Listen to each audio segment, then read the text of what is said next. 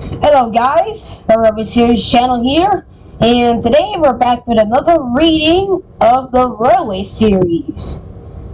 Also, happy late, and I mean late, 80th anniversary to the Railway Series. This is what we're doing for 80th anniversary. We'll be reading two books. The ending of book 5, which in this video will be Percy Runs Away, and will be the starting to book 6. And book 6 will be starting off with Cole. So the two of those books will be in one video. So let's get this started, shall we? Percy Runs Away. Henry and Gordon and James were shut up for several days. The Fat Controller opened the shed. Now then, I hope you're sorry and understand you're not so important after all. Thomas, Edward, and Percy have worked the line very nicely. Not that they need a change, and I'll let you out if you promise to be good. Now, will you?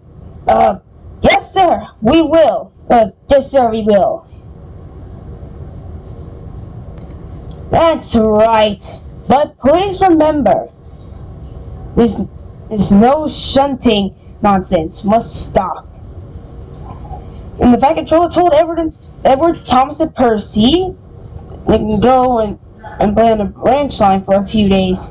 They ran off happily and found Annie and Clerico at the junction. The two coaches were so pleased to see Thomas again, and he took them out for a run. At once, Edward and Percy played with the trucks and pushed them into their proper sidings. The trucks made a terrible fuss. They went, oh, stop. But the two engines laughed and went on shunting till the trucks were tightly arranged. Next, Edward took some empty trucks to the quarry, and Percy was left alone. Percy didn't mind that a bit. He liked watching trains and being cheeky to the engines. He would make noises at them as they went by. Gordon, Henry, and James got very cross. After a while, he took some trucks over the main line to another siding. When they were tidy, he ran onto the main line again and waited for the signalman to set the points, so he could cross back to the yard. Edward had warned Percy, "Look, be careful, Percy, on the main line. Whistle to tell the signalman that you're there." Percy didn't remember to whistle. Bells rang in the signal box. The man answered, saying the line was clear, and set the signals for the next train. Percy waited and waited. The points were still against him.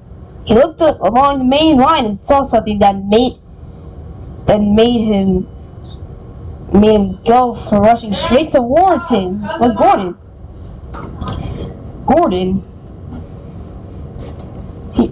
When his driver shut off steam and applied the brakes, Percy's driver turned on full steam. "Back, Percy, back!" But Percy's wheels wouldn't turn quickly. Gordon was coming so fast that they seemed he couldn't stop. Percy just shut his eyes and waited for the crash. His driver and fireman jumped out. Gordon yelled, "Oh, get out of my way! Get out of my way!" Percy opened his eyes. Gordon had stopped with Percy's bumpers a few inches from his. Percy was very, very frightened. He began to move backwards. "I won't stay here. I'll run away. I won't stay here. I'll run away. I won't stay here. I'll run away." He was soon clear of the station and running as fast as he could. He whistled through Edward's station. He ran right up Gordon's Hill without stopping. He was getting tired and wanted to stop, but he couldn't. He had no driver to shut off steam and apply his brakes. Oh dear, I shall have to run until my wheels wear out. I want to stop! Shh, I want to stop! Shh, I want to stop! Then he passed another signal box, and the signal called out, I know just what you want, little Percy. He set the points and Percy puffed wearily onto a nice empty siding. At the end of the siding was a big bank of earth. Percy was too tired to care where he went. I want to stop! Shh! I want to stop! Shh! Oh, I have stopped. Yes! The big bank of earth had stopped Percy. His bunker was buried in it. The workmen came to dig him out. Never mind, Percy. You'll feel better after a drink. Presently Gordon arrived. Oh, well done, Percy. You know, you started so quickly that you stopped a nasty accident. Oh, I'm sorry. I was cheeky, Gordon. You were clever to stop, Percy. Now, work in the yard and find coaches for the train. He's still cheeky. He's that sort of engine, but he's always more careful when he goes on the main line. Now we're on to our next story, Coal, or Henry's Special Coal. And this is our start to our next book, which is Henry the Green Engine. These next few stories are basically about our Henry, and that includes the infamous The Flying Kipper. You guys will see that next time we read. Anyways, let's get to it. Henry's Special Coal. Henry was feeling very sorry for himself. He said to James, "You know, James, I suffered dreadfully and no one cares." Gordon said, "Oh, rubbish, Henry. You don't work out enough." Henry was bigger than other engines, but smaller than Gordon sometimes. He could pull trains very well, but sometimes he had no strength at all. The van controller spoke to him. You were too expensive, Henry. You have lots of new parts and paint, too. But they've done you no good. If we can't make you better, well, we must find or get another engine instead of you." Sorry. This made Henry and his driver and his fireman very sad.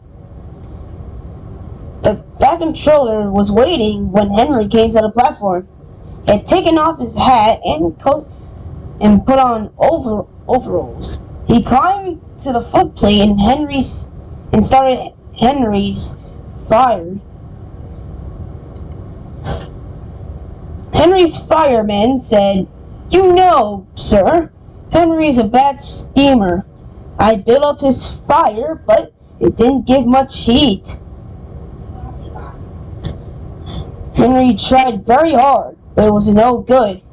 He had not had enough steam, and they stopped outside Edward Station. Henry was very upset. He said, "Oh, shh, oh, shh, oh, shh.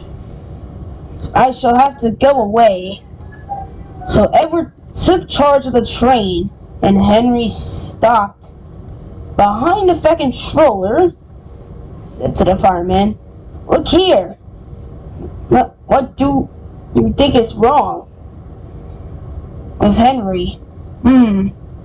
"Sir, if you don't mind," I say. So, the cola is wrong and we've had a poor lot lately. And today it's worse. They've got big fireboxes, but Henry's is small and can't make the heat. With no Welsh coal, he'd be different. Oh, Welsh coal, eh? Well, it's expensive, but Henry must have a fair chance. James shall go fetch and fetch some Welsh coal. When the Welsh coal came, Henry's driver and fireman were excited. Hey, this is fine now. We shall show the men real fellow, eh? And they carefully oiled all joints and polished their brass. Henry's fire had already been lit. So the fireman made it carefully. He put large lumps of coal, like a wall, around the outside. Then he covered the glowing middle pot with smaller lamps. Henry said, "Hey, you're spoiling my fire." "No, we're not, Henry. Never warning fire. Just when we want it."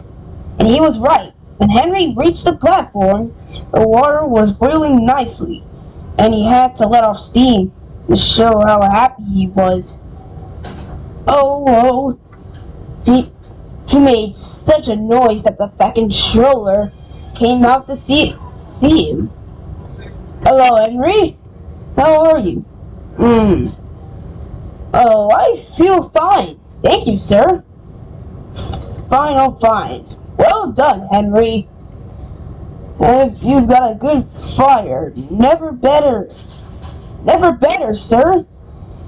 And plenty of steam." "Good.